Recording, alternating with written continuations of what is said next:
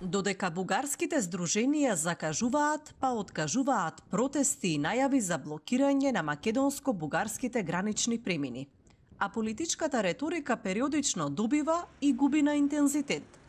Секојдневието на граѓаните од двете страни на границата продолжува со вообичаената динамика.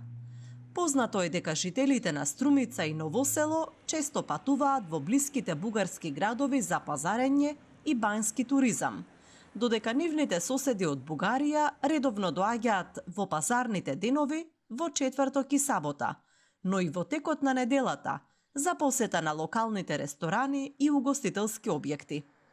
Ова особено се забележува во пограничните населени места како Ново Коњарево, каде од балконите и дворовите може да се видат куќите, нивите и секојдневниот живот на луѓето од другата страна на границата.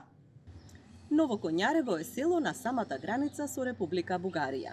Иако последниве неколку децении жителите од ова населено место масовно се иселуваа во западноевропските држави, оние што останале да живеат тука сведочат дека соседите од таде границата секојдневно ги посетуваат своите блиски овде, пријатели, роднини или пак доаѓаат да се прошетат, да пазарат и да користат некаква услуга. Тука се и долгогодишните пријателства, деловни соработки и роднински врски. Жителите на Ново Коњарево велат дека меѓусебната почит и комуникација меѓу обичните граѓани постојат со децении и дека во секојдневниот живот ретко се чувствуваат последиците од политичките несогласувања. Меѓу обичните луѓе има одлична комуникација. Тоа го прават политичарите. И тоа во последно време. Инаку, јас сум бил многу пати во соседни села во Бугарија, и како млад, и сега, и немам проблем со ништо. Дури на таа тема воопшто не ни станало збор за национализам, за патриотизам или за бугари, македонци и тоа. Ви пречи ли што така се... Ма како да не. Јас колку што знам,